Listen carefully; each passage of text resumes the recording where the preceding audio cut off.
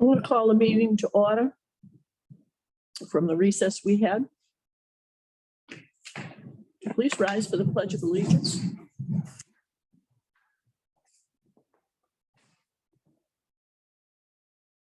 I pledge allegiance to the flag of the United States of America and to the republic for which it stands, one nation, under God, indivisible, with liberty and justice for all. Thank you. Mrs. Grassi, would you read the statement, please, about the remote participation? This is also a remote participation Zoom meeting. It is a public meeting being video and audio recorded for cable broadcast and internet posting on www.dighton-ma.gov and YouTube. Zoom meeting number 829-7828-9943. Zoom meeting password 898431. And the call-in number is 929-205-6099. Thank you. We'll now take attendance roll call. Mr. Pius. I'm here. Mr. Filling. Here. Ryan. Here. Mr. Ferry. Here. Mr. Burnett. Here. Mr. Goulart. Aye. We have one absentee. That's Mr. Aguirre.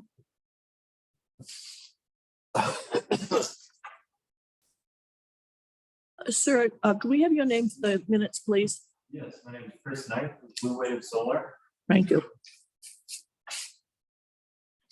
Agenda item 4A, update on Bristol County Agricultural High School drone use request.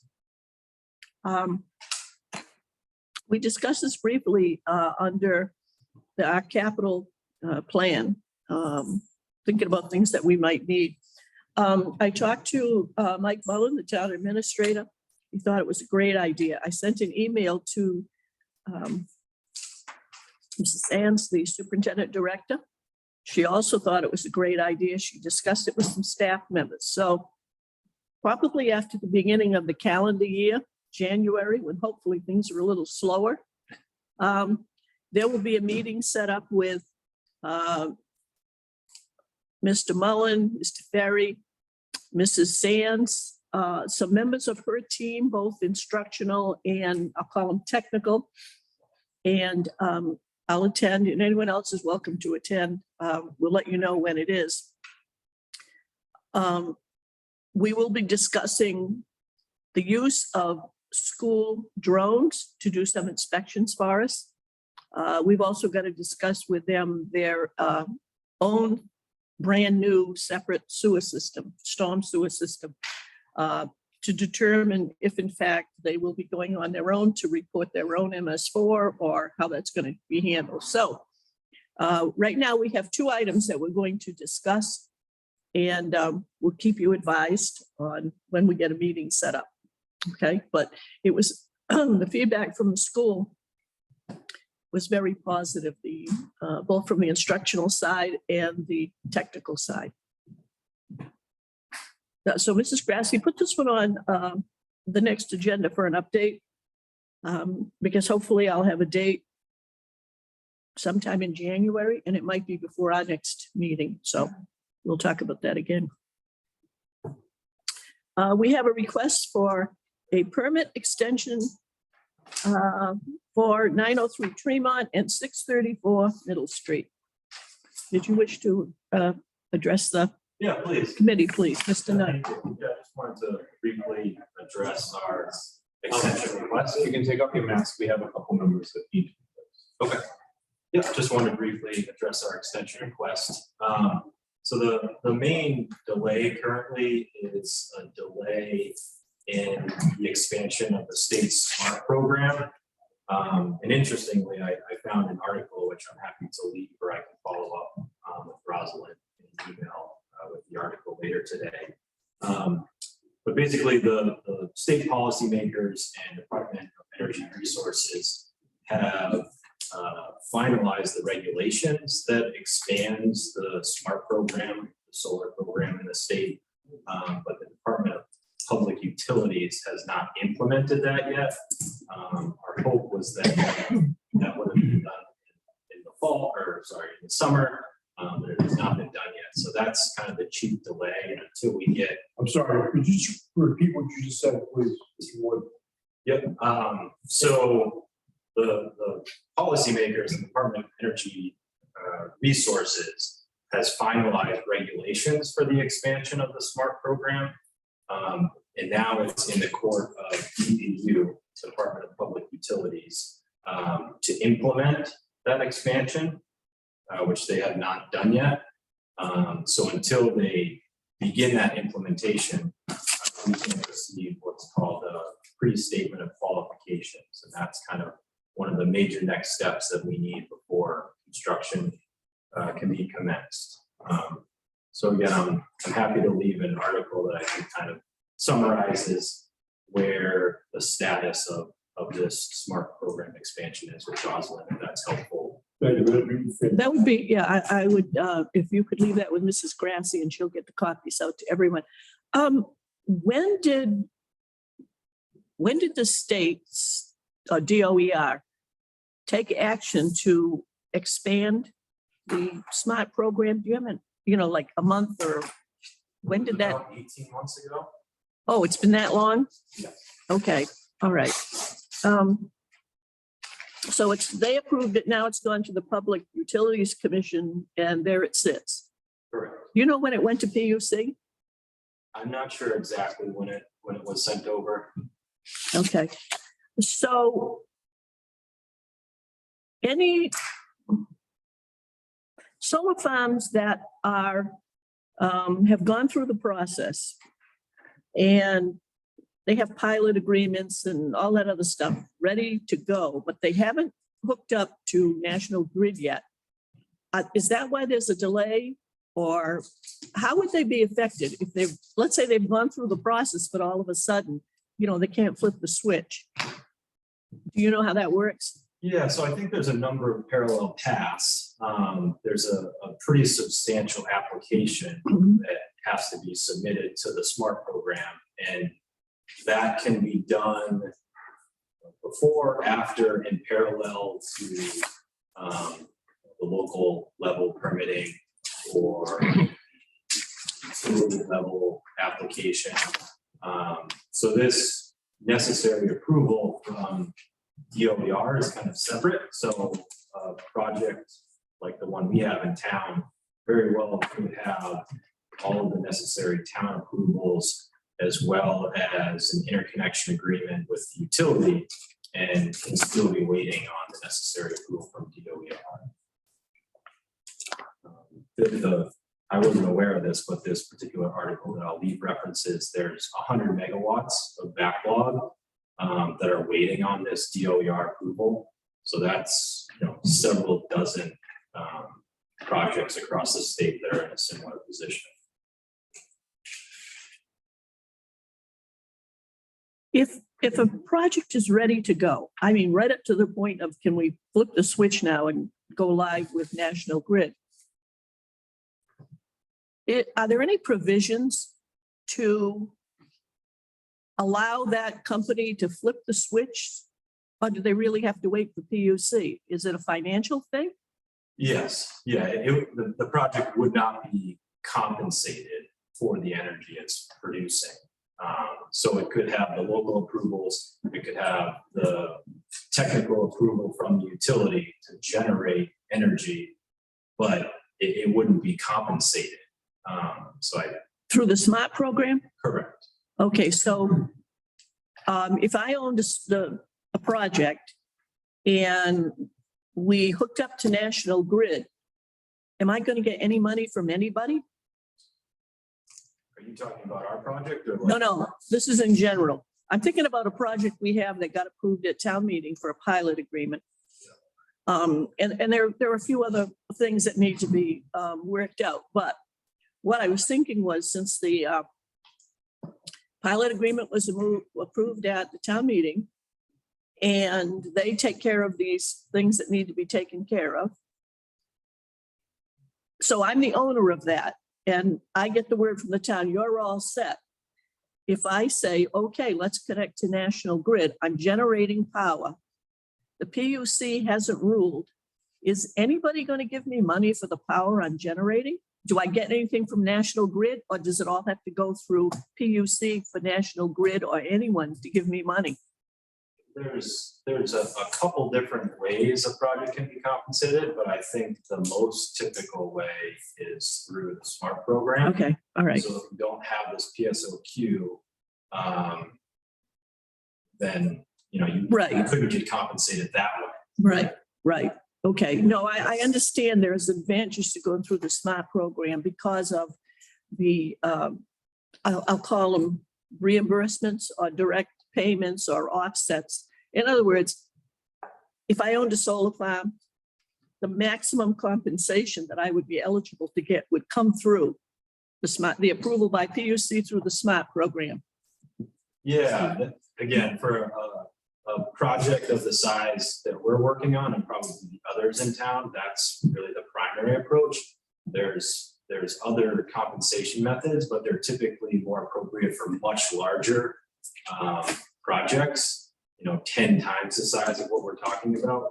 Once you get at that scale, there's other compensation methods, but I imagine for the other ones in town and the one that we're working on, it's through the SMART program. Okay, my other question relates to, so now, here's the rest of my scenario that I'm trying to get clarified. So everything's a go. PUC has approved everything that needs to be approved. So now we go live with National Grid. And some time goes by and we're generating power and they're paying us, we're getting income from the power we generate. I know in the SMART program, there's a clause that's called the energy storage adder. And my understanding is that me, the applicant who doesn't have energy storage on site, when I flip that switch, applicants may apply for the energy storage adder at any time.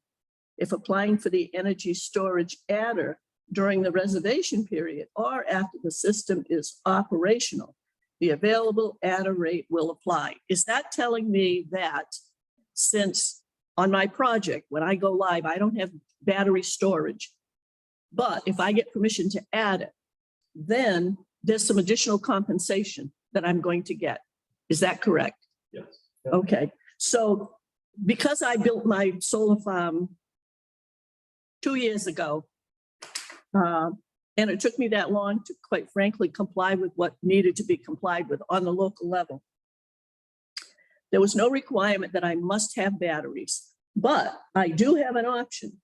And when I'm seeing the other sentence I'm reading, energy storage adder is variable and will be primarily based on the ratio of the storage capacity to solar capacity, as well as the duration of the storage. And then it talks about rates and all that other good stuff. So I was just trying to clarify that again, because we do have operational solar farms. They don't have battery storage, but this is already part of the SMART program. I don't believe this is an add-on. But this is a plus because in my scenario, I own that farm and didn't put batteries in initially. But down the road, I say, you know what? I found out I can get an adder of 0.045, 4.5 cents per kilowatt hour is a component of the formula designed to provide more value to higher capacity and longer duration storage. So I look at that and say, oh, okay, that's worth considering, which I realize is going to be additional money for me, an additional process to go through the town. But I wanted to clarify that because, again, we just approved a pilot agreement. And there are no batteries on site at that one, and they haven't applied for battery storage. But you know, it's not the switch hasn't been flipped yet, so I wasn't sure what the benefit or detriment would be. But obviously, if most of the money I would receive as the owner, operator, generator would come through that approval of the PUC, then it would make sense that I would wait for the PUC to do what they have to do to get this whole thing operational. Yeah, it sounds like it's still very much an option for you. Yeah. Not knowing all the details, you may want to look at what was, if anything, was submitted to the SMART program already. So if it didn't have a battery in the initial application, then you probably wouldn't have been approved for that adder. You have to No, I submit- would have to go back again and say, oh, by the way, I've got an approved project up and running. And I found out that if I get permission to install batteries at the local level, I can benefit from the SMART program at additional rate per kilowatt hour, which means more income to me. So now I got to fill out the paperwork and obviously go back to the town and go through the whole process. So Yeah, I just wanted to check with you. Yeah, We've never done it that way, where we've added after the fact, so I can't speak from firsthand experience. Well, but that's my why- understanding right. is that the PSOQ or the SMART approval that you would have already received didn't contemplate batteries, so it would require an additional application. Right, right. And the reason I picked this example is because we just approved the pilot agreement at town meeting. So that doesn't affect the pilot agreement or anything else, but I know there aren't batteries at that location. And when I was reviewing the SMART program and came to that, that's why I gave you the scenario that I own that system and what would happen, thus and so. But I figured, yes, I would have to go through the process because I didn't do that in the beginning, but it's a potential source of increased income to the owner operator of the solar farm. So I just wanted to clear that with you. Madam Chair. Yes, Mr. Rhines. The applicant, I have a question, sir. If you're telling me that the state right now, the DPU is sitting on 100 megawatt backlog, is there a site you can get on to see where those projects are in the state? Not that I'm aware of. I can check with other folks on our team, but not that I'm aware of. That just happened to be in a quote. It looks like from State Rep Jeffrey Roy in this article that I was reading. But I'm not aware if there's a specific list that's public. Did you have anything else? Nope, I just wanted to provide a brief update. That's all I had. Okay. Does anyone on the committee have questions, comments? This is not the one, he doesn't have a pilot agreement yet, correct? The pilot agreement for, yes, you're on Tremont Street Yes. and in Middle Street. Middle Street. Yeah. The pilot agreement has actually been approved. Interesting thing is, 2 pilot agreements were approved. It was put together in one pilot agreement. So needless to say, we're going to pull this apart. This is not the one that the pilot agreement is going to expire if we give, Yes, this is. it is, Oh, excuse me. No, the pilot agreement doesn't expire. okay. In what's the expired? In the agreement, there was a date. Is it your connection date? Yes, the authorization to interconnect. I think. Yeah, they had given us, I'm looking for it. They had given us the date when they would go live with National Grid.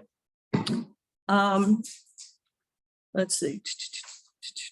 The thing was, based on when the payments begin and everything else, obviously the pilot agreement is not going to kick in until up and running and, online.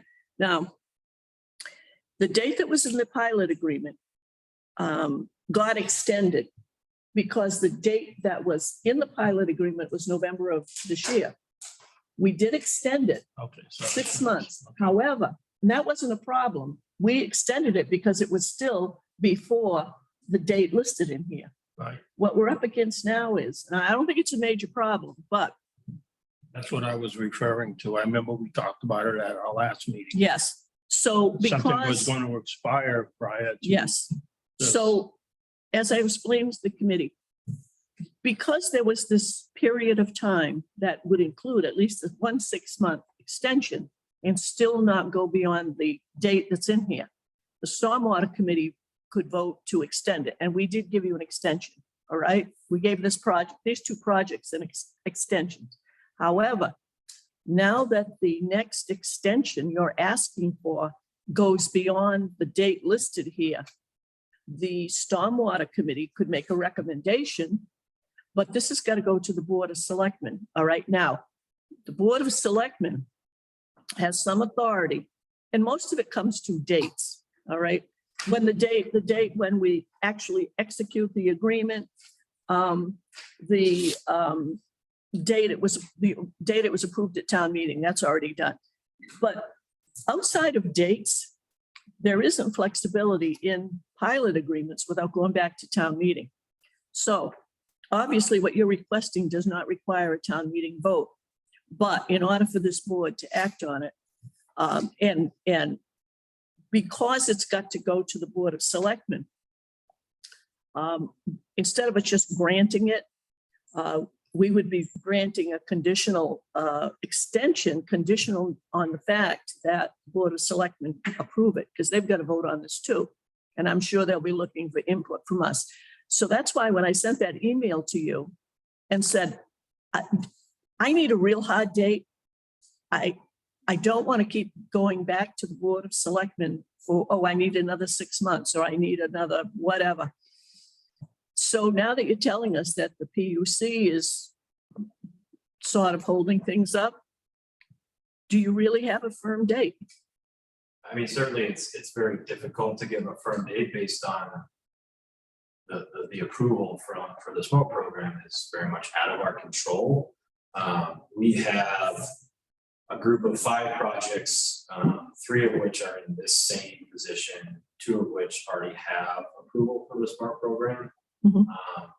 We are looking at trying to commence construction in late spring. Again, that's very much dependent on receiving this approval, but that's kind of the internal schedule that we're working under. Certainly we need to put these projects out to bid and award construction to a contractor. But without that approval and the fact that that isn't really in our control, that's our internal working schedule. Okay.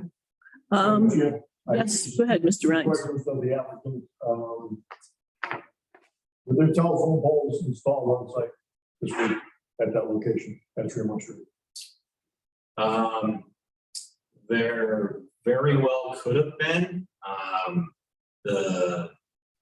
I'm not completely up to date on the work that the utility is doing. It would not have been us. It would have been National Grid.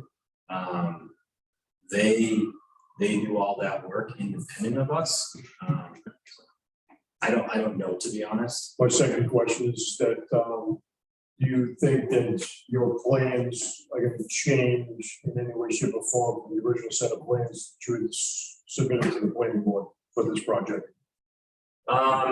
There's one question we had about an alternate intermediate turnaround. I just see the plan that you're looking at that we had asked the fire chief about. That's the only change we could foresee, but it hasn't been decided whether we're going to look to. Now, Mr. Cabral is still going to do a dual use array there, is that correct? Correct. Okay, he's still with the program to UMass neighbor. Mrs. Racine is not included in the dual use of the array, is that correct?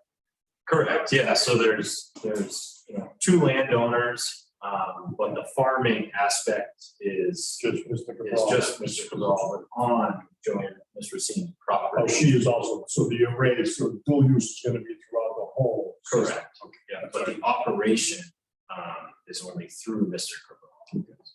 Thank you. Thank you, Madam Chair. Does anybody else have questions? Mr. I'm just, no, while I was on the planning board at the time this was presented, no longer on there. I could have asked Mr. Ryan, but is the same type of array going to be put up down there with farming underneath? Correct. Okay. Yes. Yeah, that was the question I just asked. I didn't know if you had heard of it or not. Probably not. Mr. Pilling? Just a statement. I wanted to thank you, your comprehensive knowledge of the regulations, this project, and your open and straightforward answers today. I found very helpful. Madam Chair, if I may, if at all possible, any and all documents that you do think that it could be upgraded at all, please be sure that this is Easter Day, our office meeting, planning board receives any information in regards to this array system. Okay. Okay, that'd be fantastic. Yep, understood. Thank you. Thank you. As far as your request for the extension, we're up against that November date, I'm sure. And November we- 26th. Yeah, and this committee doesn't have the authority to go beyond that. The Board of Selectmen meets again on, I believe, December the 1st. That's a Wednesday. They're not meeting, obviously, this week because they met last week, and they're not meeting the night before Thanksgiving. So what I will do, if the committee agrees, I will get in touch with the town administrator and explain what we're dealing with and ask if the Board of Selectmen, if this committee recommends what I'm going to say, if the Board of Selectmen would consider a month-to-month extension until you get a date that we know is for sure, so that we're not continually writing amendments. Sorry, is this? But where I understand there's another agency involved that's kind of holding everything up. I think that that might work at the town level. So how does the committee feel about us recommending to the Board of Selectmen through the town administrator that the date be on a month-to-month basis, but you've got to, this can't go on forever, okay? You've really got to get back to us with a date. Thoughts on that, anybody? Yeah, I'm confused. Why is the selectmen involved in a stormwater permit 6 months to start? Like, isn't it our, it's Well- only for us? well, I don't know why they would have to wait. The problem is the date that's in here when he was supposed to connect or hook up, all right, is that November date, okay? The Stormwater Committee already gave him 6 months. That's probably expired already. He's looking No, for that's more November time. 26th. All right, it's going to expire. Because we have a document approved at town meeting, okay? This is why it needs to go to the Board of Selectmen. Because in effect, what he's asking for is a change in the go-live date. And the go-live date is going to be based on something down the road, but he's asking us to extend the permit. If it was strictly, if this date were still far out, I would say go ahead with the 6 months. But the fact of the matter is that the date is in this agreement that was approved at town meeting.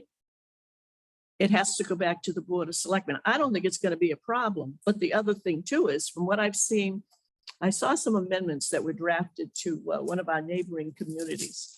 Not necessarily the dates, but it was amendment after amendment. And just thinking about that, I said, we're not going to be doing that. So if the date were not in here, the go live date, and we could just vote and say, okay, we'll give you another 6 months and we'll give you another 6 months, whatever it takes. That's one issue. But the fact that this is what got approved, and literally the only flexibility in a pilot agreement is based on dates. So I talked to the TA about this and he was in agreement on it. So I guess I'm still confused. It's our stormwater permit that he has to start construction by November 26th of this year, and he has till November 4th of next year to complete the project. He's only asking that he can wait up to another 6 months to start construction. I don't see how it's tied to that date. I guess maybe I'm misunderstanding. May I ask a question? yes, go ahead. I think, again, and I could be wrong, but I guess I see these two issues as separate. Theoretically, if we receive a 6-month extension from the Stormwater Committee today, and for whatever reason, we didn't extend the pilot and interconnected, there's no pilot, so the town's assessor could assess the value of our solar facility at its fair market cash value. So I don't, and again, I could be wrong, I don't necessarily think they have to be tied. I think, we want them to be tied. I think it is important that the pilot exists for the solar project. But I don't think there's necessarily any risk to the town that if the stormwater permit is extended for 6 months, that it could cause any disadvantage to the town. Because it's the. Okay, and I don't see that either. I'm just talking procedurally. And by the way, I should have done this first. Would you just go around and for, excuse me, information, your name and your title, the board you represent. This committee is made up of people that represent many other boards or departments. So I should have done that first, and I apologize for that. Mr. Pius. Thomas Pires, Chairman, Board of Health. Todd Pilling, Stormwater agent. Tim Ryan's chairman, planning board chairman. I'm very happy to be there. Bill Fredette Conservation Commission. Nancy Goulart, representative for the Board of Selectmen and member of the Board of Assessors. And the individual that's not here today is James Aguirre, who is the building commissioner, zoning enforcement officer. So from an assessor's point of view, this pilot agreement has been approved. It's just sitting there, okay? If in fact, if and when the Board of Assessors has to do something, we'll be in touch with you or your company, okay? If you never build it, then obviously this thing will become null and void. As long as the intent is there to do this, we have flexibility with dates, okay? Now, obviously, real estate taxes are the responsibility of the property owners, so we would be billing those out anyhow because they're not part of this agreement. When it comes time to bill for the personal property on a live project, we'll be talking to your company. And there are dates in here that talk about when bills will be issued and all that other stuff. So from a Board of Assessors standpoint, yes, it is separate. So I didn't raise the issue about when we start assessing taxes, okay? However, in looking at this agreement, this is agreement with the town of Dayton and your company, okay? There are a number of boards and commissions that were involved in, or still involved with this project. One of them is the Stormwater Committee. The Stormwater Committee is a subcommittee of the Board of Health. The Board of Health is appointed by the Board of Selectmen, okay? In discussing the extension that you have requested, I explained to the town administrator, Mr. Mullen, that we gave you a 6-month extension, all right? But now, because we have a document that was approved at town meeting, the only people that can sign this agreement for the town is the Board of Selectmen. Therefore, anything that other boards or commissions do that might affect something written into this, including the Board of Assessors, who actually is a separate elected board, we would be talking to the Board of Selectmen and the town administrator saying, oh, by the way, the agreement says thus and so relative to dates. We've actually got to amend and make some change in dates as far as, let's assume it's for when we're going to start, instead of billing you the first quarter of the year, it's the whenever, okay? But that amendment will comply with what is ever is in here, but that will be handled through the Board of Assessors, okay? The reason that I'm suggesting that the Stormwater Committee take action to, I'll call it approve conditionally an extension for whatever months they decide to put this out for. The condition is that it goes to the Board of Selectmen for review and action.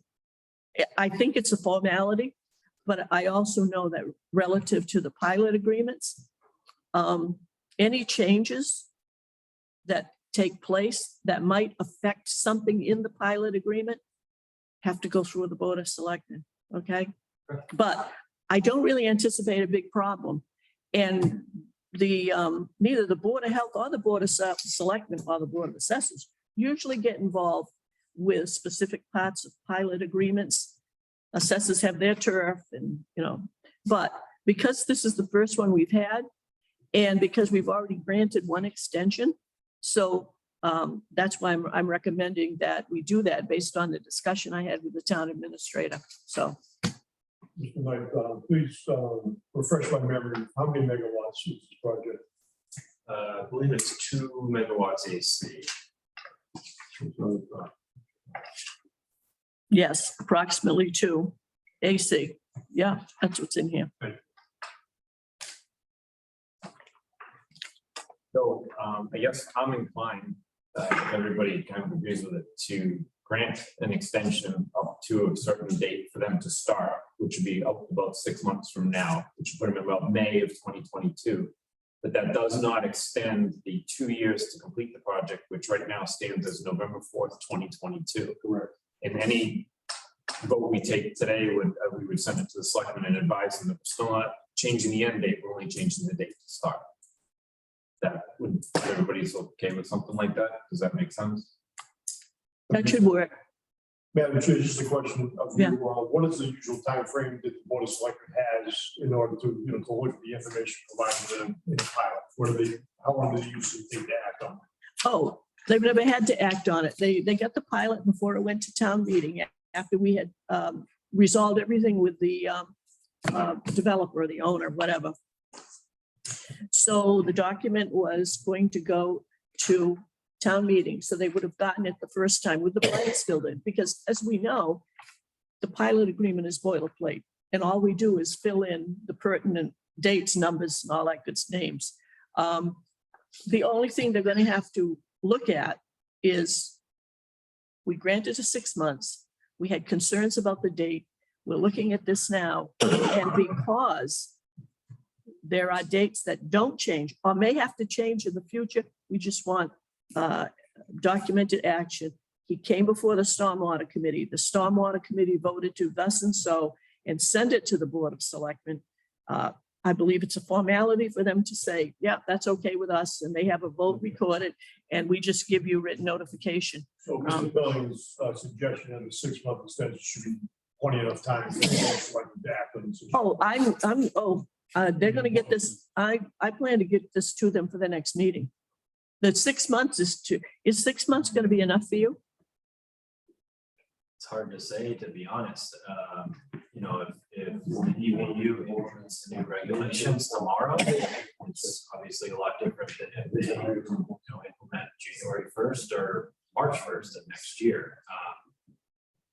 So it's just very difficult for them to say with much confidence, just given that they're waiting and have been waiting for quite some time. Okay, do you have to go before any other boards in town?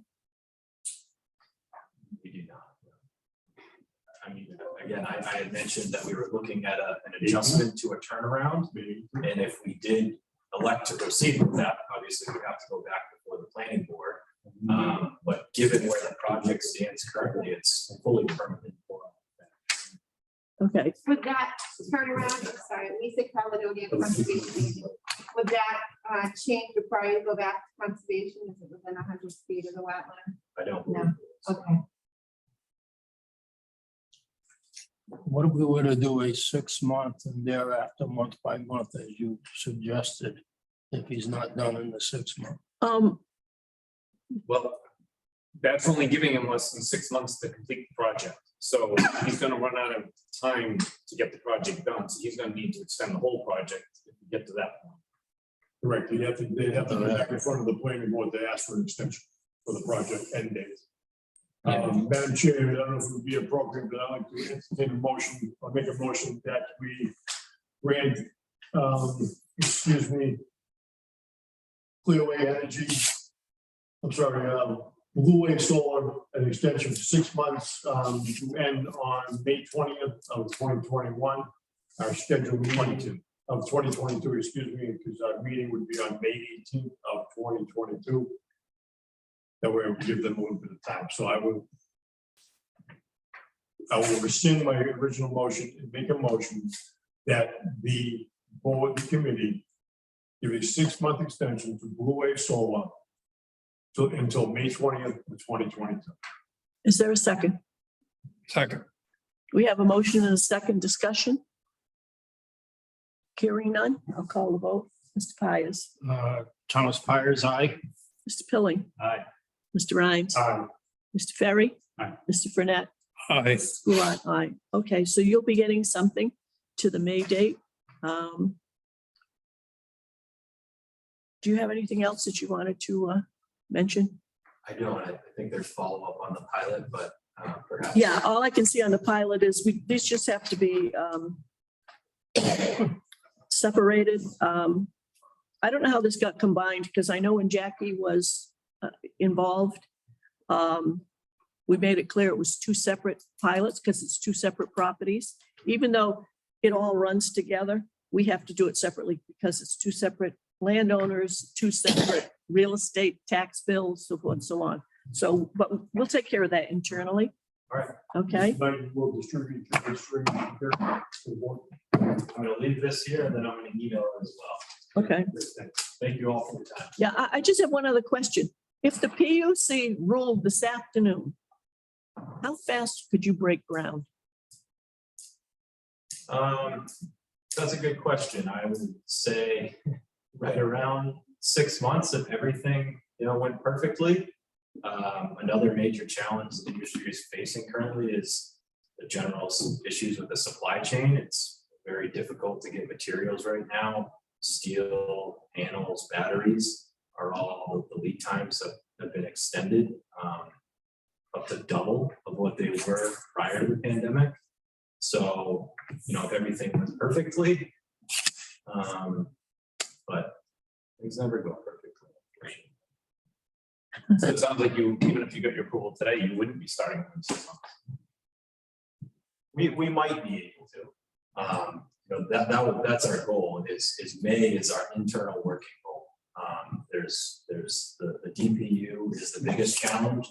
Supply chain issue is the second significant challenge. Battery lead times right now are 40 weeks. So Did you say 40, 40? 40 weeks. 40. Correct. Good grief. So we're trying to work through these issues. Okay. To the best of your knowledge, is the only thing that's not within your control is this PUC thing? Oh, as well as the fact that the supply chain is. Yeah, I realize that, but I mean, the state agency, Yeah. PUC. Otherwise, we have all the local permitting. We have all of the agreement that we need with National Grid. So it's really just this smart program and then procuring equipment. Okay, okay. Okay, fine. If you have any questions, just be in touch with us, okay? Thanks very much. You're welcome.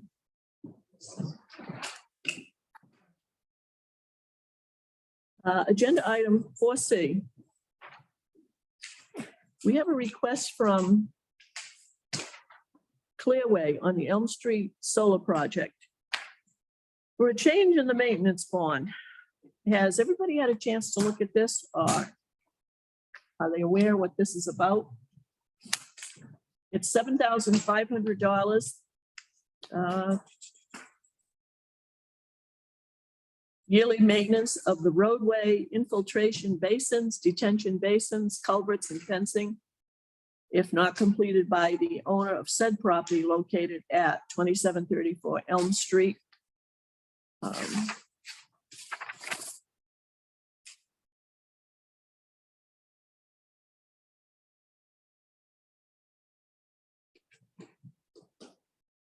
They changed the company that the bond is with, is that what they're doing? Yes, they've gone from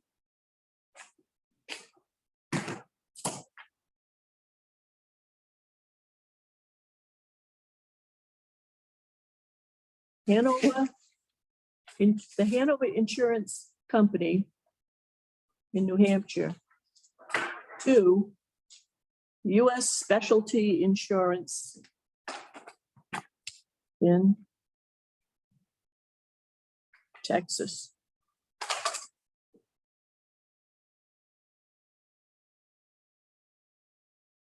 It's still $7,500. It appears that all they did was change their insurer for the bond. And the name of the company is different notes. It was Borrego and it's now ISM, Um, but that's there's been no assessment done by anybody whether or not this is justified, correct? Other than, so they changed insurance companies. It's not like if they're not gonna get their money back if they don't use it. No, the terms and conditions would be the same.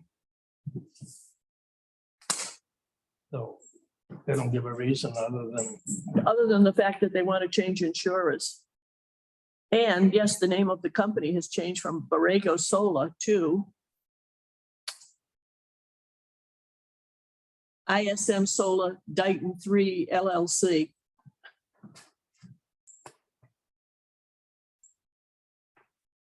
Lots of that going on. And the date of that they submitted this was November the 9th of 2021.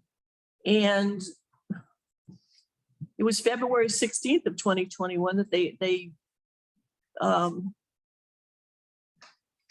issued the bond for from Hanover.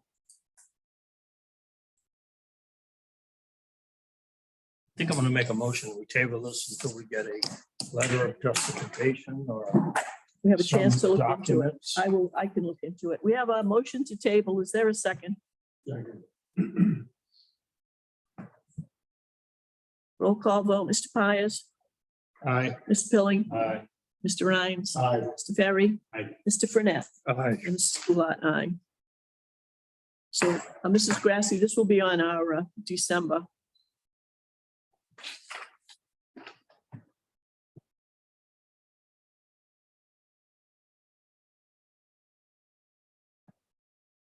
Okay, we're on 5A, active project updates.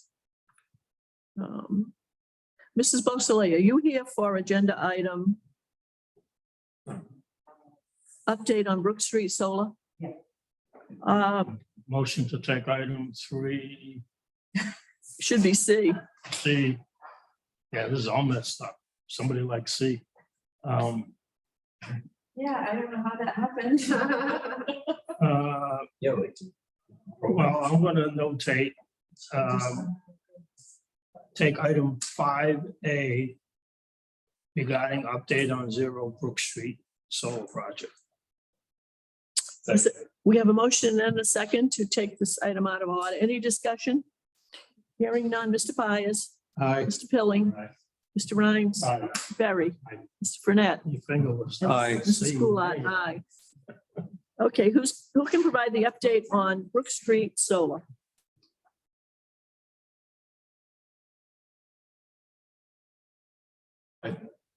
Think the planning board meeting is tonight or something?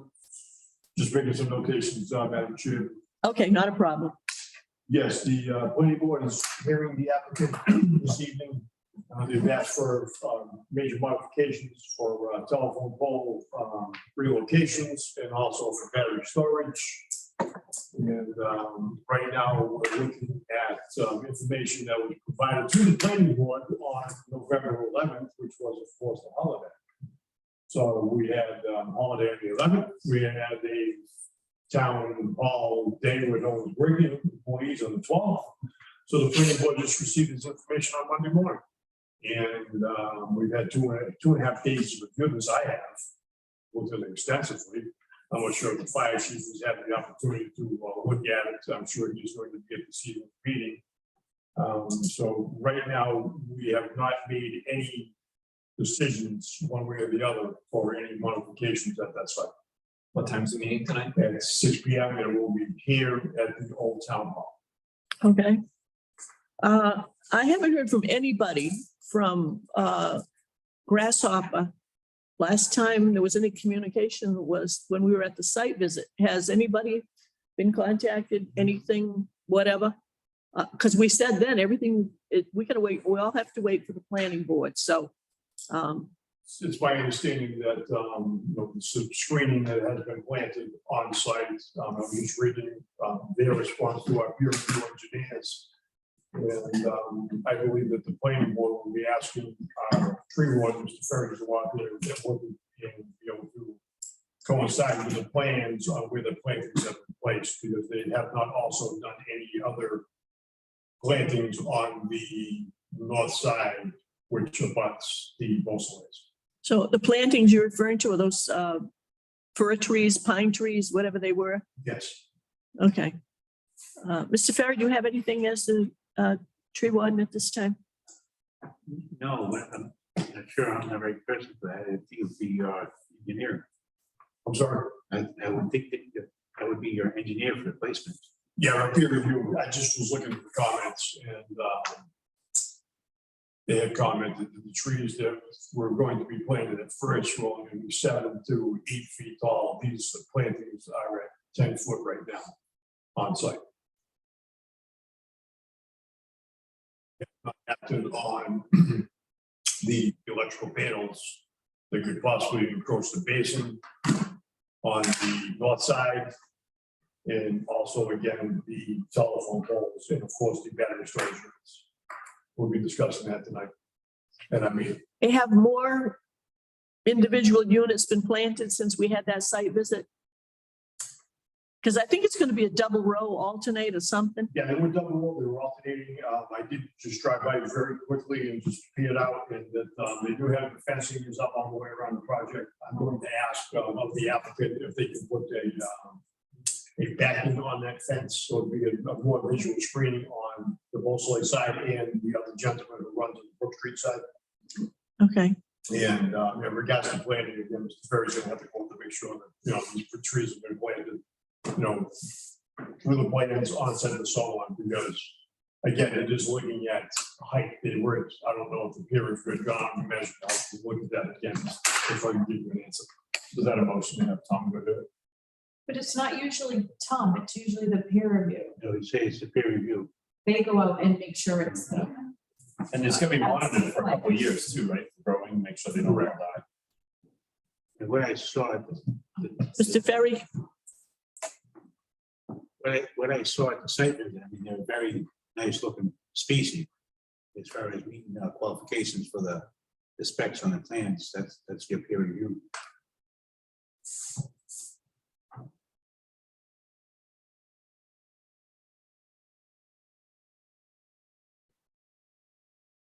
other than the plantings, is there anything else?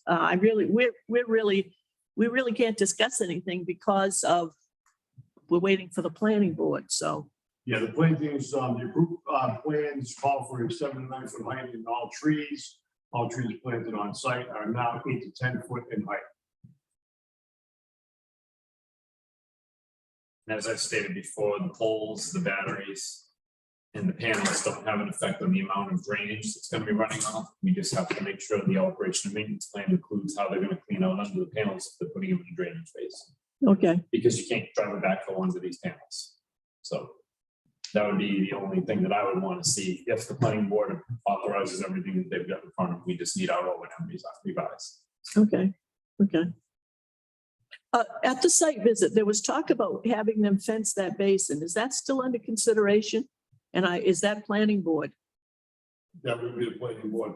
Okay, because we talked about the concern that just a perimeter fence, if a kid really wanted to get in there, Very well. yeah. And the fence, as I understand it, is just a straight vertical fence. It doesn't have that tilted thing on the top. You see some places that have barbed wire or something to further keep people out. I don't know if that's just something that could be mentioned in thinking about security. Again, my main concern is to deter any kid from going in there. I mean, they managed to get into swimming pools and drown. Yeah, but I mean, I'm not a big fan of having a fence and then having another fence inside that fence, because now it's 2 fences for the fire department to get in to rescue somebody. But this basin is supposed to be dry. I know it's wet right now, but once they muck it out and everything, it should be going dry within 24 hours, and the water should never be more than like 2 feet deep at the peak of the storm. Okay. So I don't see the need for a secondary fence, but Okay. that's just my opinion. Well, it came up at the site visit and you had another meeting that day, so that's why I mentioned it. But you know, whatever is decided at the planning board level and your concerns, we My have. opinion is there should be a temporary fence around it right now, since the Correct. perimeter fence is not in place, yeah. Yeah, Well, perimeter yeah. fence has been installed, so, yeah, they would, they should have put a temporary fence around to begin with, I think, correct. Until, it would seem, until the basin functions the way it's supposed to, a temporary fence should not be a problem. Should be, they should have done it, but I think it would be good to require it. That's something we're gonna look at in the future of the planning board then. I have a question. Mrs. Caledonia, Temporary fence. will Mrs. the- Caledonia. Hi. Would the temporary fence go around the inside of the erosion controls or the outside of it? I think we'd be on the top of the berm around the drainage basin is what we're talking about, Okay, just to keep kids out of the basin itself. okay. But the kids can go play the rest of it. Yes. They don't drown in the rest of it. Okay, anything else on Brook Street Solar? Carrying on, Mrs. Beausoleil, did you have a question or? Well, there's a couple of things. Can I say from here? You know, the podium. Just speak loud enough so the mic picks you up. Okay. The basin, I was told the last time it was, the silt was removed, so it should be draining properly. I can tell you that there was a 2-week period from, I believe it was like October 29th, that storm just before Halloween, and up to like the second week into November, and there was still water in it. So that was a 2-week period where it's supposed to be draining, you know, rather soon. So we did have that. I did have a question about the silk socks. Are they supposed to be removed? When the site stabilized, And when does that get determined? after it's seeded in the spring, right? Unless they did it this fall, but after the grass is growing is when that would. They were gonna do a temporary seed mix, right, Tim? Excuse me. Oh, sorry. They were gonna do a temporary seed mix for the winter and then do the pollinating seed, Correct. yeah, in the spring, so that wouldn't happen. Which is what they told us when we were out there for the site visit, because I specifically asked about, is this grass going to grow? And they talked about the different types they had planted, because I said to him, you mean like you might have rye mixed in with it just to get something growing? And they said something along that line. And they did talk about pollinator. Yeah. Anything Yeah. else? They're very concerned about invasive species being planted or seeding out of that, so. Okay. We did recognize, however, that pond is not functioning properly. So we'll take care of it as things progress here. So just so you know, they will not be allowed to energize the system until this board is signed off that all the drainage is complete, and that is part of it. It has to be functioning properly. I'm just surprised they're not pumping that with a scratch pump right now as we speak. They're Yeah, draining it. they haven't drained it since I've been told Probably since that we they were took there. that silt out. Because the water's not that deep right now, right? Isn't it? It appears to be, I mean, I don't know, I can only see it from my top floor window. But it appears deep because of the last storm that just happened. It appears deep also because you can't see through it. It's turbulent. It's brown. But the water is up like near the top of the berm now, is that? Yeah. I- I'll be taking it right out there tomorrow. Okay. I know the landscaping was brought up. So I have a couple of concerns hearing about a fence. If there was a fence on top of the berm, No, that's excuse me, temporary. temporary. Okay, well. okay. Temporary to hopefully keep children out. Because as Mr. Pilling said, when the thing starts to work properly, water shouldn't be there. That's why we're saying temporary. Again, this came out of that site visit we had because there was a lot of concern expressed about looking at that water, not being able to determine how deep it was, knowing that the bottom is mucky, which means if anybody went in there, they're going to probably sink in the muck. But the main concern was children. Mhm.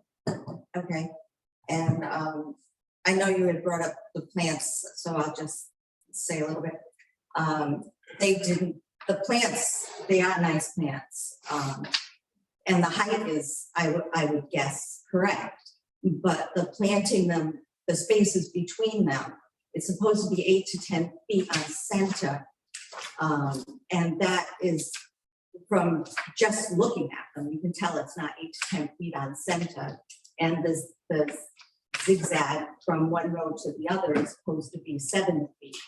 And that is not accurate. Okay, Just- since we already talked about that, I'm going to leave it as part of planning board Okay, because it's, whether it's the peer review or even if Mr. Ferry goes out and has a recommendation for the planning board, it will go back to the planning board. okay. One other question I had, I know you mentioned about, and this is all said and done, and I get all said and done, like 25 years from now. You said there was some sort of contract or something that was signed that it has to go back to original state. Am I correct? It's a 20-year pilot agreement. Okay. So they can operate without a pilot agreement. The pilot agreement is 20 years. After that, if it continues to operate, their tax structure will change. They can continue to operate. The pilot agreement also states that they decide to replace panels 15, 20 years down the road and say, hey, we want to keep going. These panels are, they're not producing electricity. We want to replace them all. They would have to come back to the town, first of all, to get permission to do that. And then if they want to have a pilot agreement again, that would have to be brought up and again, go back to town meeting. What the intent of all pilot agreements is, and as we've heard about decommissioning bonds and all that good stuff, eventually, we think solar farms will go away. Who knows what the energy generator will be that's more effective than solar. But the intent is to return the properties to as near original condition as possible, okay? That could mean, well, it means take down all the stuff that's there.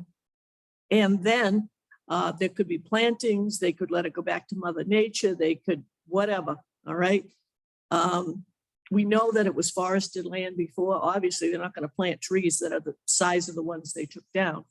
But that's something because of the wording in the pilot agreement and or the decommissioning bond. Whoever's around here in that time period will be having that discussion. All right. You're welcome. Go away. Oh, So back to the trees, the stagger one, that, yes, the planning board's theory, we will revisit that. But you don't want them planted too close either when they need to mature, because when the branches start to illegal and they die off, Mhm. you're gonna lose the visual screen. So if you leave them, the growth on the outside, you'll have a better green or screen in the future. the spaces that are there, I would say they wouldn't even grow together because, I mean, we've had pine trees, I've had Christmas trees that are 35 years old now. And if you put that tree in its place, they would not touch.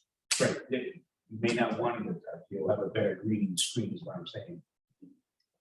Yeah, well, again, But that's why the 2-row staggered helps cover those gaps. Yeah, Right. Once you start to touch and die off, that's what you're gonna have, it's just dead stems and bottom.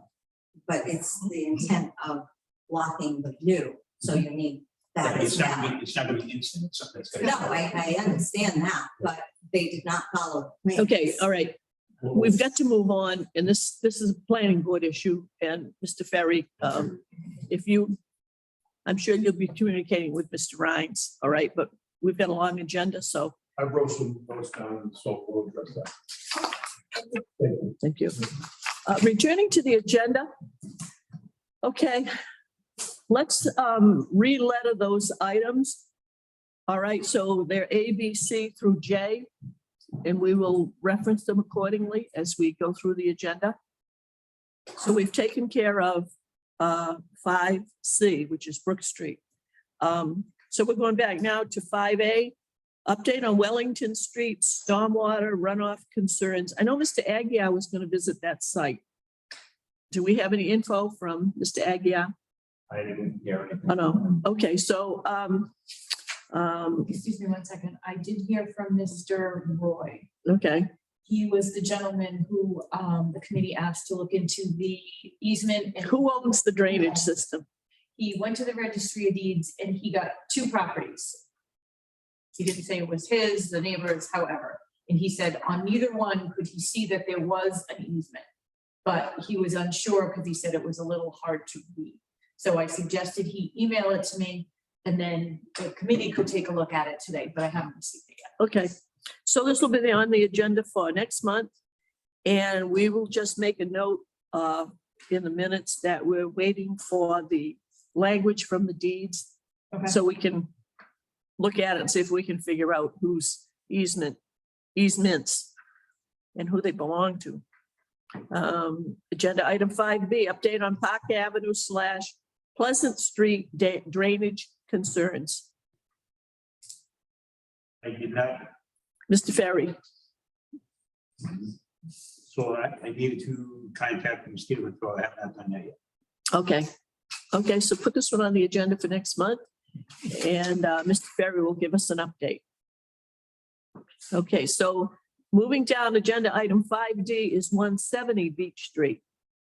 I still have not received a septic plan yet, Okay, but we have been going by the property and the flooding is nowhere near what it was back when we saw it. It was like entirely flooded. There's been some water there, but it hasn't been. even with all this rain that we've had the last, like Friday and Saturday of last week. It wasn't up to that level. Wow, I did receive a septic plan. I received an NOI from Proline from 170 Beach. Oh, well, it hasn't come to the Board of Health office yet. They're coming to Concom Okay. tomorrow night. okay, well, would you share that with him so that he can give us an update on what we have to do, if anything? Yeah, I know, it's for the septic, some landscaping grading and replacement of the garage. That was what he indicated he was gonna do. Okay, agenda item 5E, update on 2371 County Street. Sorry. No, that was actually Lisa. Mitchell, John Mitchell. They were given a date of November the 1st by Concom. Yeah, they were given a date and they didn't comply within the date. However, Mr. Mitchell called me and emailed me, and he is asked to get on our agenda. I said, well, you're already on our agenda because this is an enforcement issue. This is a violation. Oh, he wanted to be on the Concom agenda? Okay, is that this week? Tomorrow night. So they're coming in to discuss things, but bottom line is we're gonna want it restored. So there's not much to talk about, but they can come to the meeting and I mean, they're actually lucky we're not finding them. The last thing I remember was they were given a deadline and they were trying to find an environmental engineer. So they haven't done that either. They haven't done that. They preliminarily have reached out to a few, I guess probably got some costs that he wasn't happy with, but it's. It is what it is. Yeah. Okay. All right, so we'll move this one to, again, under reports. And I'm going to try to go to the Concom meeting because I want to hear what they're going to say about that. Oh, and I did receive a call from Mr. Mitchell yesterday afternoon, but I haven't returned it yet, so just to discuss the meeting.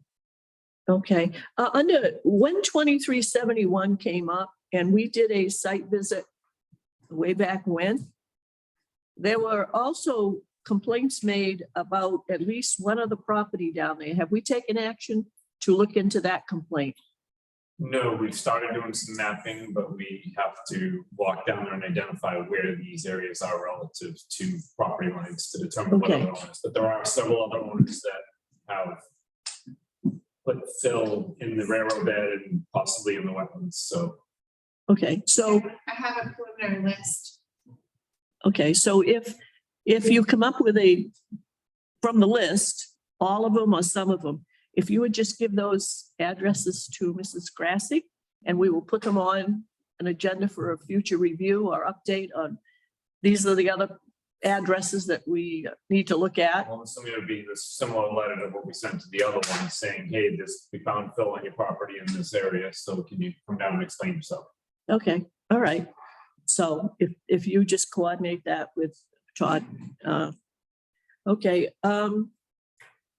update on 833 Main Street. So this was a property that when we had that big rain event, those 8 inches of rain, Tom, back in whatever it was there. 6 inches of rain.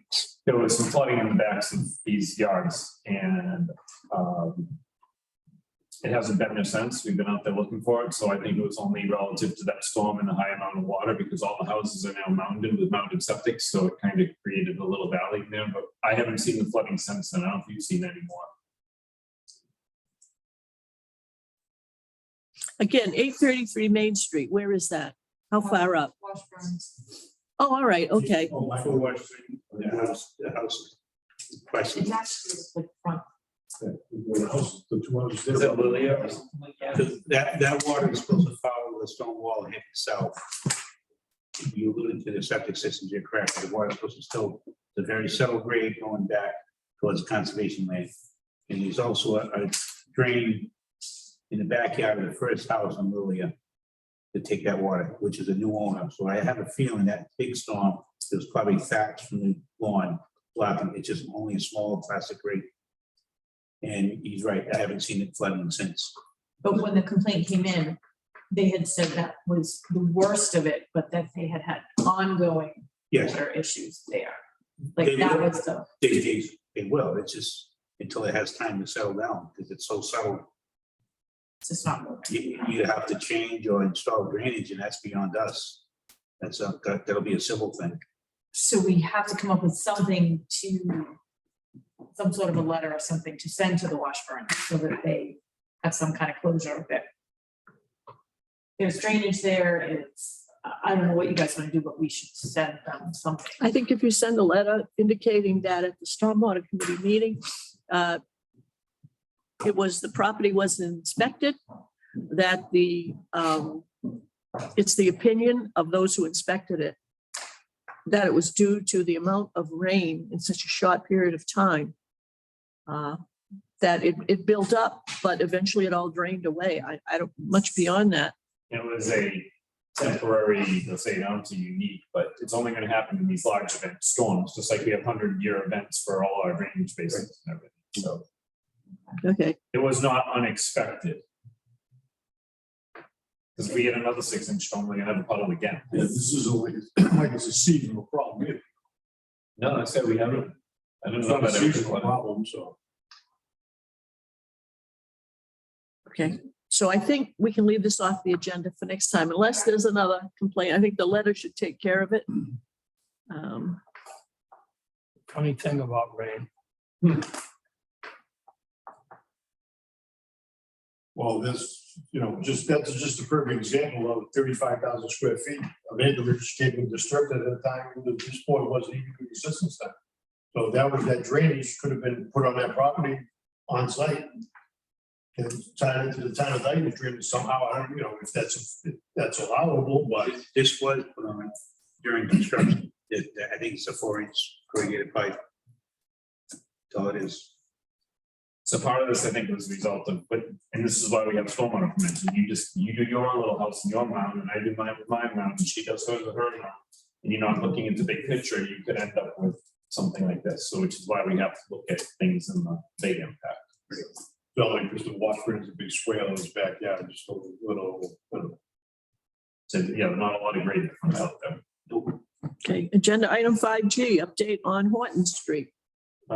So Mrs. Caledonia would probably be better suited for it, but I would say that was why I wasn't here at the last stormwater meeting, is we were over there. We were walking with representatives from DEP, from Army Corps, regarding the Army Corps permit, because they're filling more than 5,000 square feet of wetland. We were looking at the replication area that they had selected. Is this the proposed Baptiste House property? Yes. Okay. It's got like 14,000 square feet of wetland crossing involved, and they need a stormwater permit. Mm-hmm.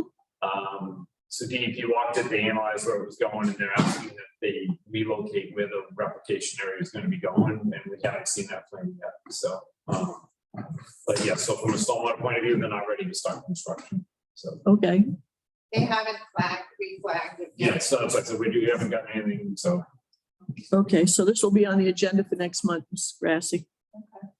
Agenda item 5H, update DG Dayton Solar Projects Phases 1 and 2 on Elm Street. Do we have anything other than that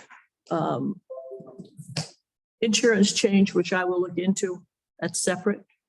I believe the last meeting was Jim was reached out about the as-built and wanting a plan. that's Yes. as-built, and I don't think we've gotten them yet, so. Okay. Yep.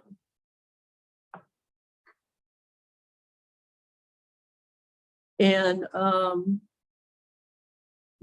G, 5G. Mr. Rhines, you want to just tell everybody what you told me? Very briefly, that Forest Hills has asked for an extension or the continuation of the public hearing until the 15th December 2021, and we would be meeting here unless otherwise notified.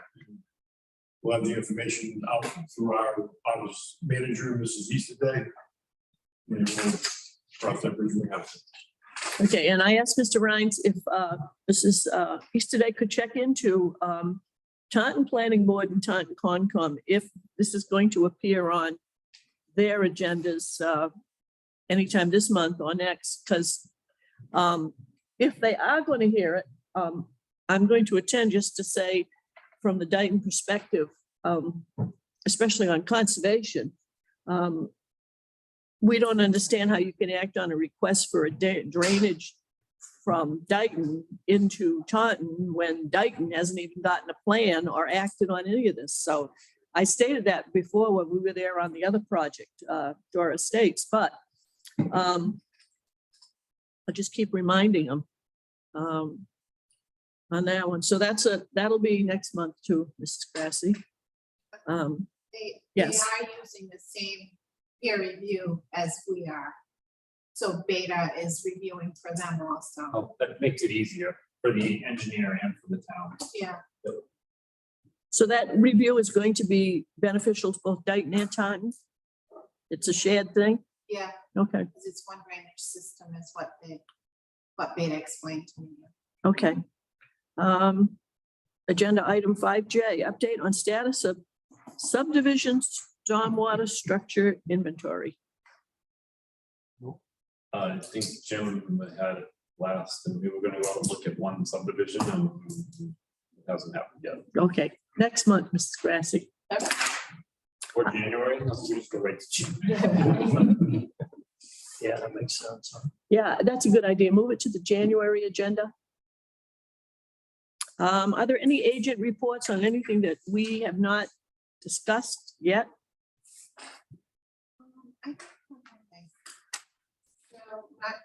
I don't think you received it. I brought it up with Rosalind, but 0 County Street, Simon's Construction. Oh, the duplex.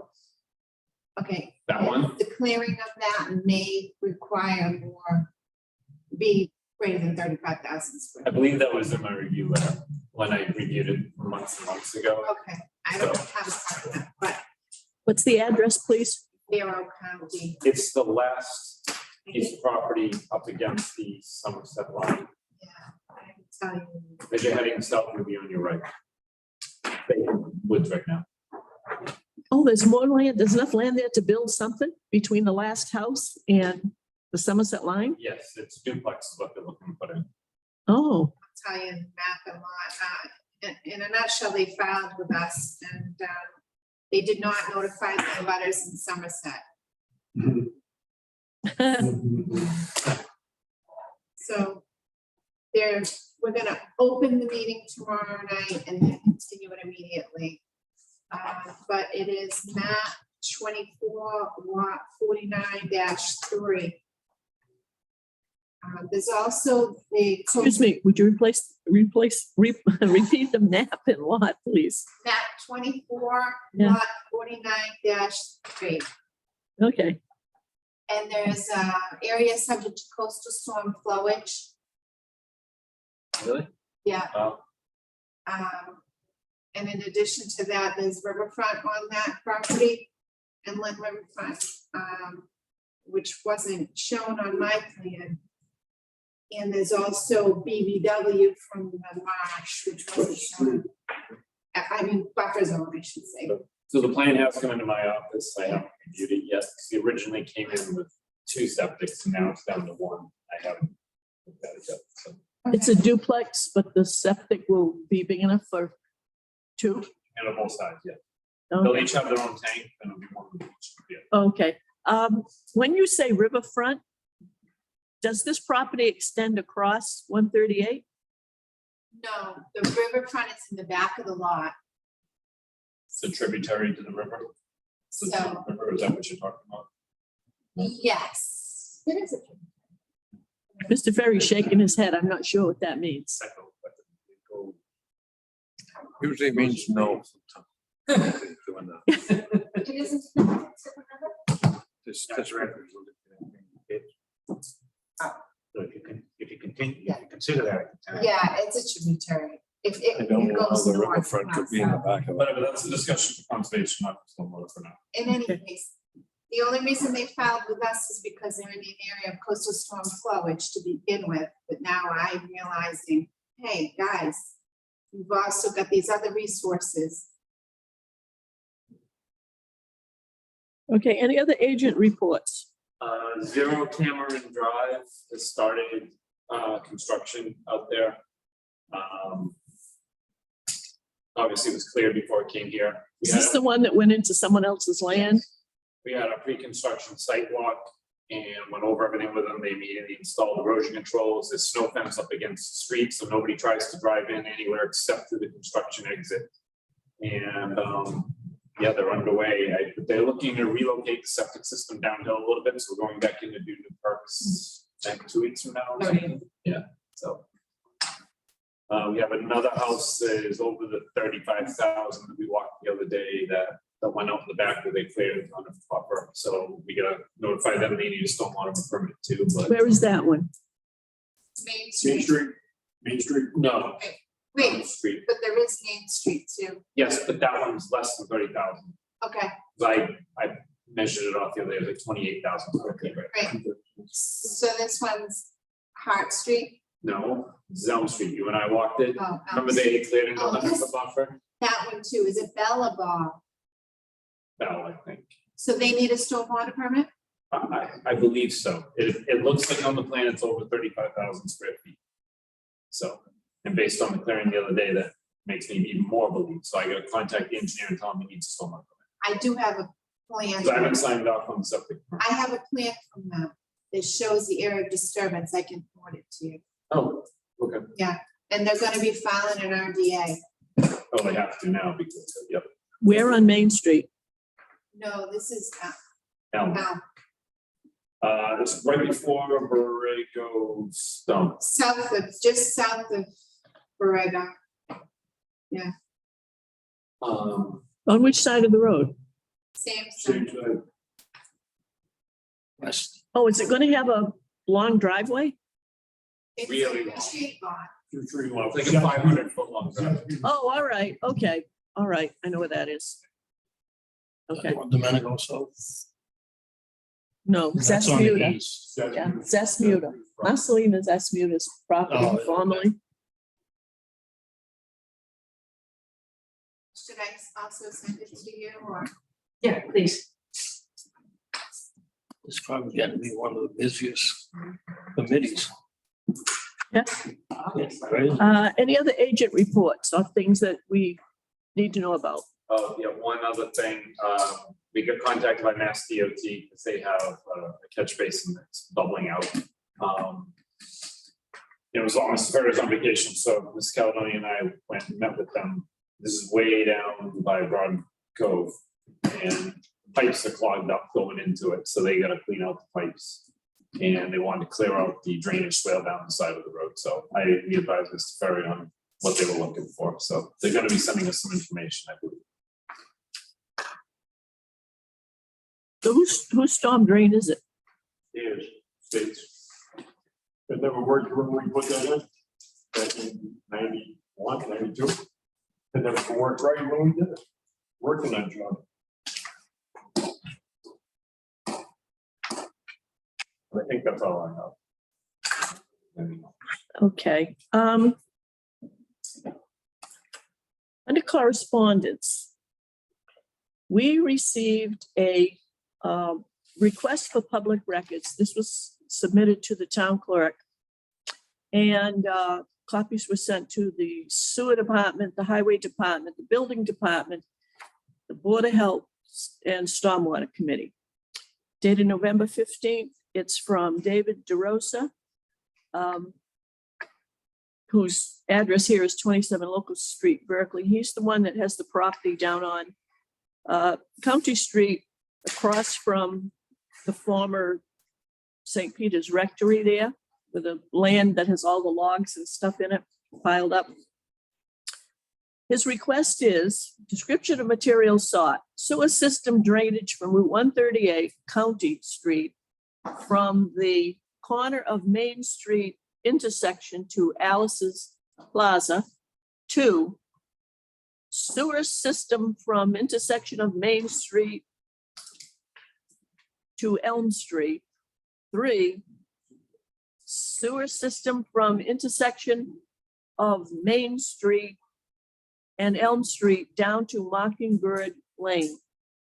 Well, I've got to respond to the town clerk. We have 10 days for the initial response. And I go to sewer commission. Well, first of all, I don't know why the sewer department got contacted because there's no public sewage on any of these. Now, storm sewer system, the first one, which is County Street, that's DOT, correct? Not us anyhow. Sewer system from intersection of Main Street, I assume he means west to Elm Street. And then sewer system from intersection of Main Street and Elm Street to Mockingbird Lane. So basically it runs up and then takes the corner.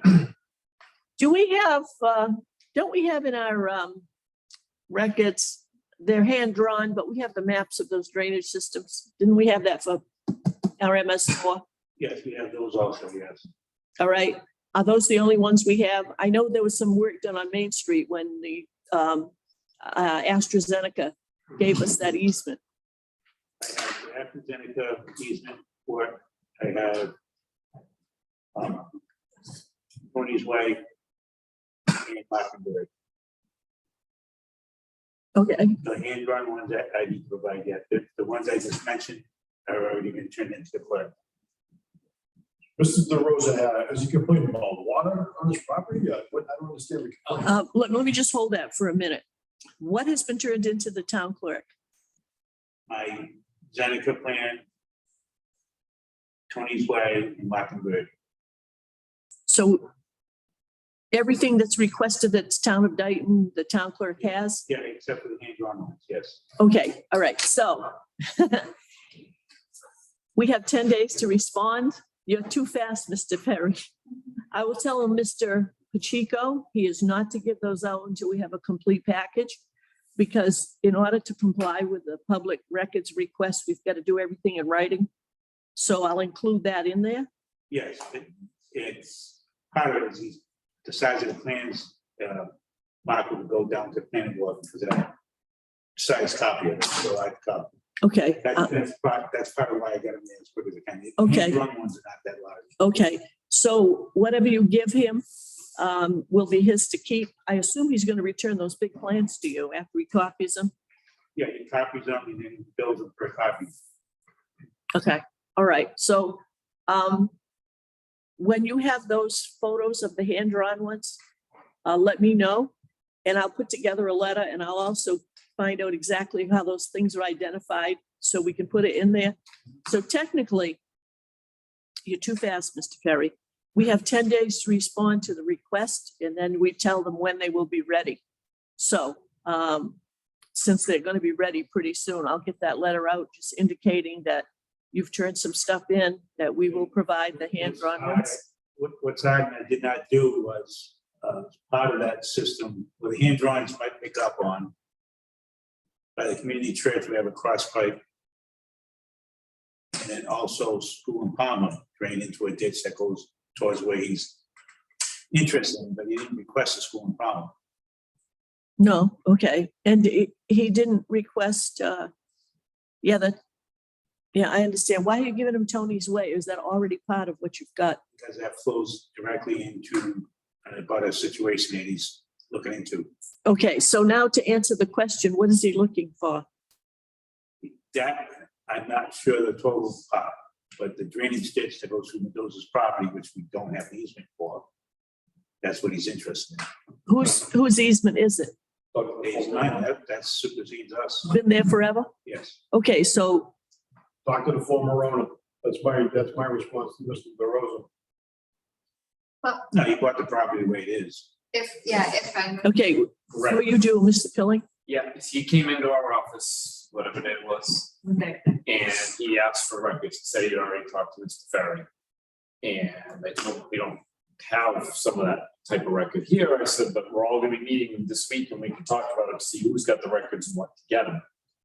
And he said, do I need to submit a public record request? And I said, no. And apparently he filed one a couple hours later. It appears that what he's looking for is to find out how much of town water is being directed onto his property. I'll just say this, is that I think that his water problem should have been alleviated when the pipe went through the back of St. Peter's Church across. The AstraZeneca thing. The AstraZeneca, No, that's not his problem. No, that's not what he said. his property abuts mine, and there is wetland behind my house. Yeah, but where that pipe goes doesn't touch his property. No, that's not what he said. He said, Mr. Ferry, The wetlands connect. It's actually no You that. should have believed me. That take water. the mask down, please. Yeah, when I have the mask on, you can't see me smiling. I always see it in your eyes, that's all. Mr. Frenette already explained to me what I'm looking at when you got your mask on. So now that it's off. No, what Mr. Rhines is saying is the drainage that you put in, the AstraZeneca easement, picked up a lot of water from further west.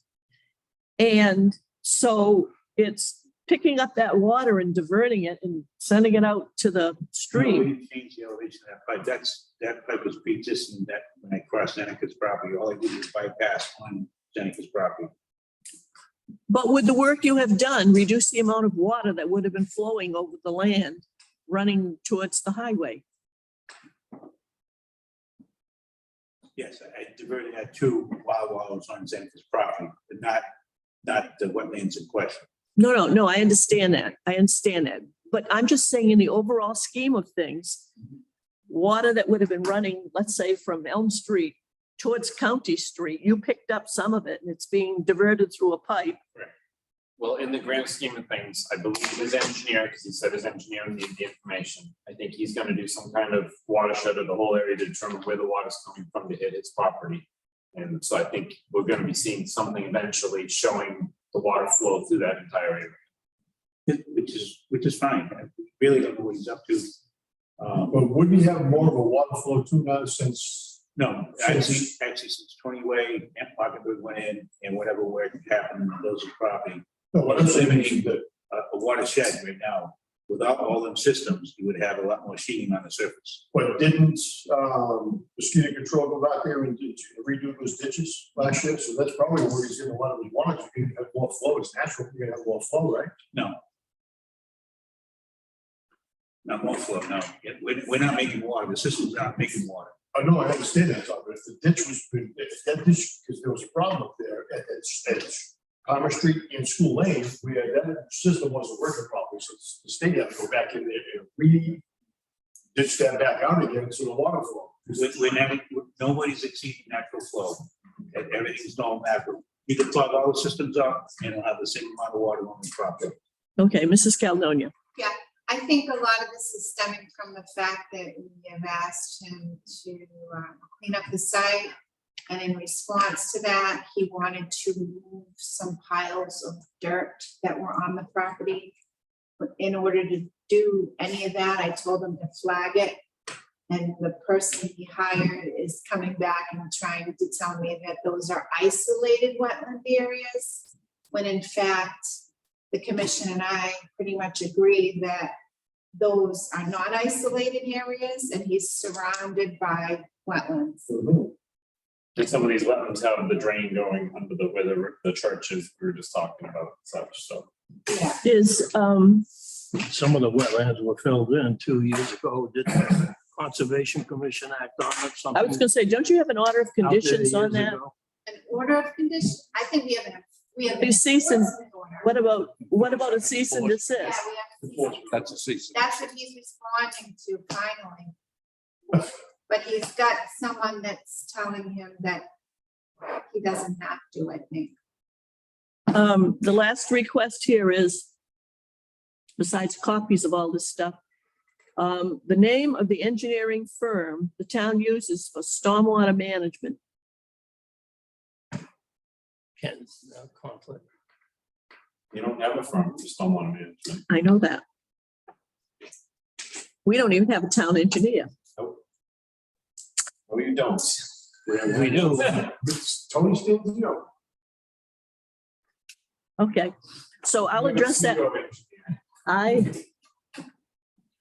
No, no, I'll address that in the, I'll address that in the letter that the Stormwater Committee does not have an engineering firm. I think if you needed one, you could probably reach out either through planning, CBA, myself, so we all use several different firms that are already working for the town. All right, but that's not the question.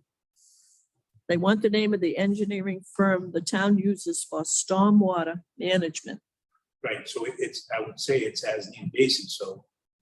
Yeah. So the answer to the question is we don't have A lot one. of towns have one engineering firm on retainer to do all their work, so we don't have that. We don't know. Planning board has one. But no, that's, no, you're missing the Well, point. are they asking about design? You're missing the point. Okay. Who is the Stormwater Committee's engineer? The answer is we don't have one. Who does all the engineering for drainage design when he has to replace the culvert? It's different every time. No, see, like, who was it for the reserve? Was it planning, was it gauge? I don't know. Because that's where it happens, that's where the stormwater gets reviewed by an engineer, Where's the reserve? that's Tony's way. Oh, well, stop changing the names, Mr. Ferry. Pick one and stick with it. Was that planning, was that a plumbing? But that's not, I don't need to know that. Yeah, I get, I understand what you're saying. And, but that's how it happens in that town. When something gets reviewed, it's based whether it's a ZBA or a planning board. Well, I figure when they see the hand-drawn stormwater system, their engineer's gonna have something to say about that. No.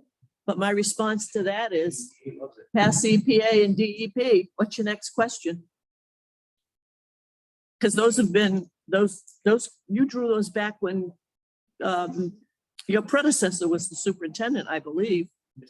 I mean, it's the only, yeah, exactly. Those are the only storm system plans I've ever seen, and they're acceptable. I do know Mr. DeRosa and his wetland scientists are planning to come to the meeting tomorrow night. Okay, that's fine. All right. We'll find out more tomorrow night, where he's going, what we'd like to see. Okay.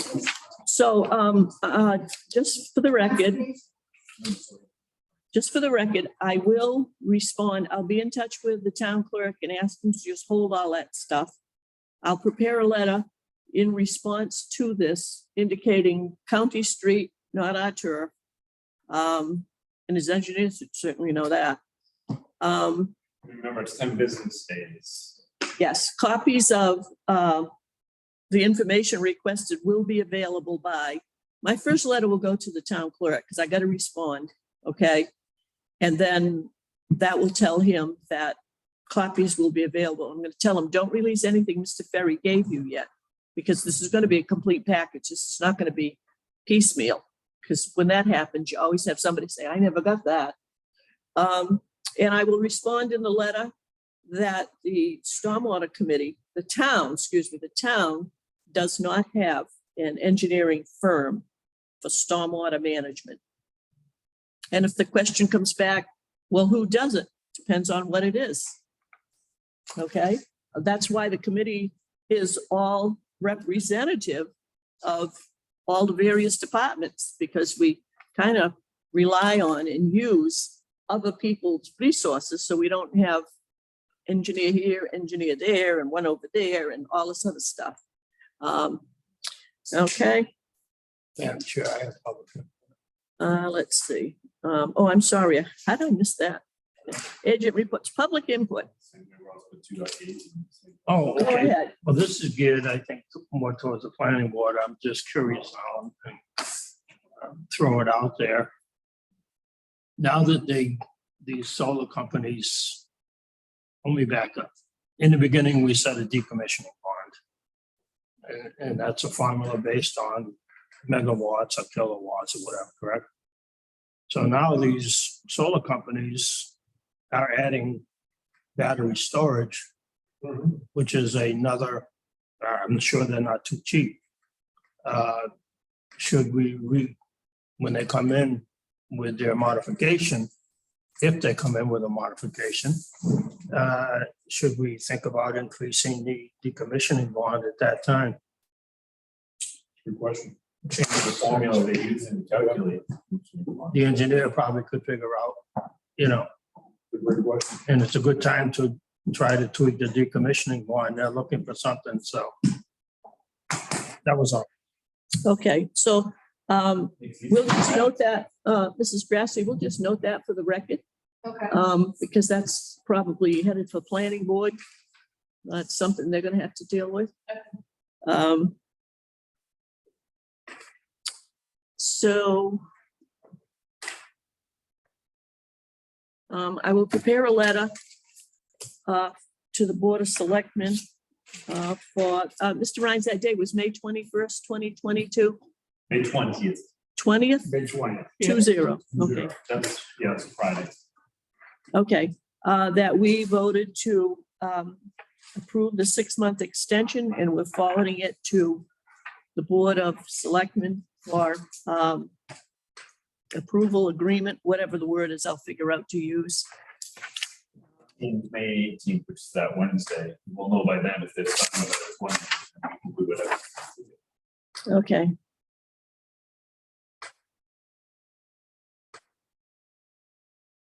Is this Brook Street? I think that's Tremont. Brook. No, that's Fremont and Middle. So all it showed in the plan, that cement pad, that's how it slipped through the cracks. Well, they haven't filed for building permit or anything like that, but this is the plan that went to planning board and stormwater, and all it says is, it's just, yeah, that's why we didn't pick up on the fact that they're signing on this. Listed in the Exhibit C. Tremont Street one, and Well, the other thing is listed in Exhibit C. Again, how these got combined is beyond me, because these have always been two separate agreements. The only thing I can think of is the person that Mr. Knight replaced was insistent that this was one, and we kept telling her, no, it's two, all right? So this is good. It's going to go back to them to get it separated. So are you saying the pilot agreement is combined?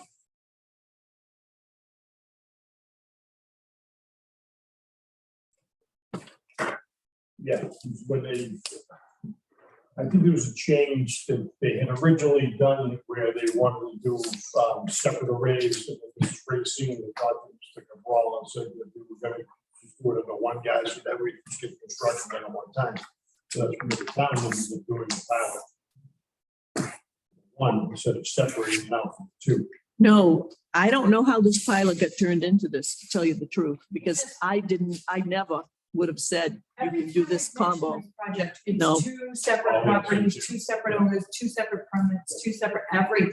No, they're going to be told, well, she also questioned the $5,000 fee in each agreement. And we said, no, that's how it stands. So how this got, I got to get out my folder and go back through this because, and I want to read the vote at town meeting. But in any case, the other thing that's very confusing. They wanted to separate those instead of having this group. I think they came up with. No, the one that got tabled at town meeting in June, the annual town meeting was the one we just voted on. Okay, DG. And then, of course, we tabled Brook Street at this meeting. I got to go back. I want to see the town meeting votes. But the thing is, Exhibit C is the inventory list, and they combined the inventory for CATL/POWIN 2400 kilowatt 4-hour battery storage TBD. I assume that's to be determined. Well, this is an incorrect inventory. because they've combined everything. This has all got to be separated. This has not been executed, by the way. Meaning the town has not, to the best of my knowledge, the board has not approved it. Voted to sign it. But I gotta look more into this because I looked at this and this doesn't make any sense to me. There's two separate ownerships, it's two separate pieces of property, and so you can't have one agreement for two properties. Well, Only part of each. the original proposal was, oh, it's all one. And our response was, no, it's two property owners. It's got to be Just like you two. did with Rougeau zone. Yeah, actually, what happened, I believe, is that Mr. Cabral came to us first and it's decided to do what he wanted to do, and that Mrs. Racine found out, hey, Jim's doing X, Y, and Z. The Jim had already believed it already sent an application into us for the project, his property alone, standalone, and then Mrs. Racine wanted to get involved. And then the company themselves are the ones that say, you know, this is all one larger wreck. Yeah, because for the company, it is one project, but. Saves on Assessment fees, point of view, doesn't it? I'm sorry, no, Saves on fees if you make it one, right? So the attempt is there. Well, but except that the building fee is based on square foot of panels. So whether it's two It's two separate separate ones, properties. it's still the same square feet in total, but But Yeah. everything was separate. They had two separate applications, two separate application fees, like they knew. yeah, after they get straightened out, yeah. Right. There was a problem. Because like every other solar company, a different company gets involved to do the next step and they do it differently. And this was another one of those that, what's really the name of this? BWC Greenbrook, or I remember way back when, as I said, I gotta look at the folder at home. Figure that out. Yeah, wasn't it a bunch of acronyms and names and numbers or something altogether, and they changed it to That was Elm Street. Oh, that's Brook Street. No, that's Brook Street. Yeah, but Elm Street alone, yeah, that's changed. That was ISM Solar way back when. It became DG Dayton. And then they kind of went their separate ways when one of them decided to take us to court. And the other one is the one we just approved, but they got approved as, what was it, DG Dayton 3, and I said, no, it's phase 2. They're the ones that wanted to put batteries on that adjacent thing, and we said, no, that's a whole nother thing. Anyhow, approval of the minutes. I just wanted to mention to you the minutes that came out most recently, October the 20th. Did you have a chance to look at it? There's 3 pages. First, I wanted to explain one of the things that I was talking to Mr. Mullen about, and also the Board of Selectmen. There is a gentleman, Mr. Higgins, that regularly monitors meetings and files complaints about violations of the open meeting law and whatever. And there were a litany of them at the last Board of Selectmen's meeting, a lot of them around the fact that the minutes weren't done in a timely manner. And I just figure it's a matter of time till he cites us for that.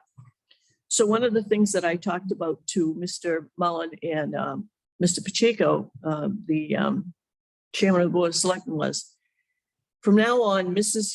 Grassi will take meeting notes, because I'm suggesting that Mrs. Brady take meeting notes. The only thing you're required to have in minutes are motions and votes. Yeah, you got to say what, when, where, who was present, but all of the discussion and stuff that we have literally provided, even though it's not verbatim, that's going to remain in notes.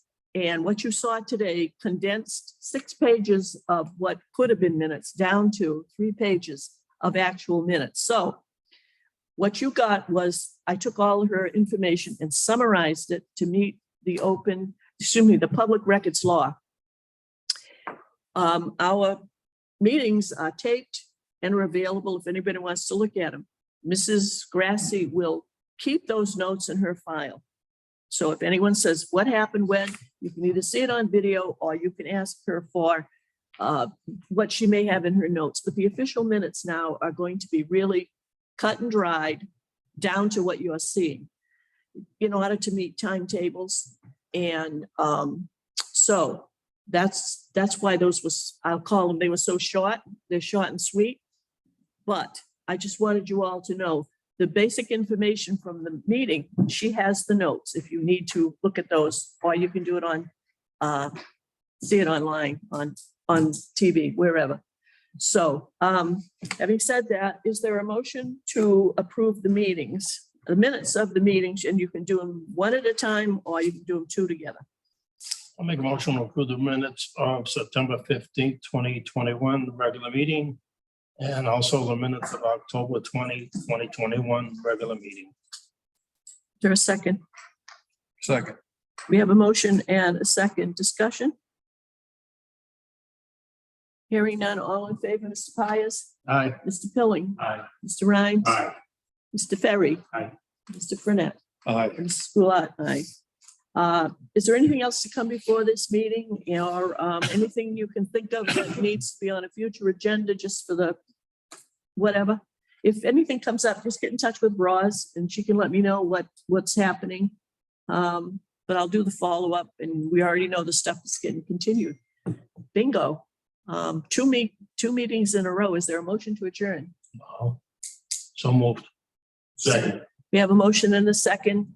All in favor? Mr. Pius. Aye. Mr. Pilling. Aye. Mr. Rhines. Aye. Mr. Ferry. Aye. Mr. Fernet. Aye. Mrs. Goulart, aye. We are adjourned. Hey, that's pretty good, like 3:01. That was very good. Two in a row, I think we It's had. Jim that 3 makes the o'clock. meetings so It's late. Jim. Yeah. I think that.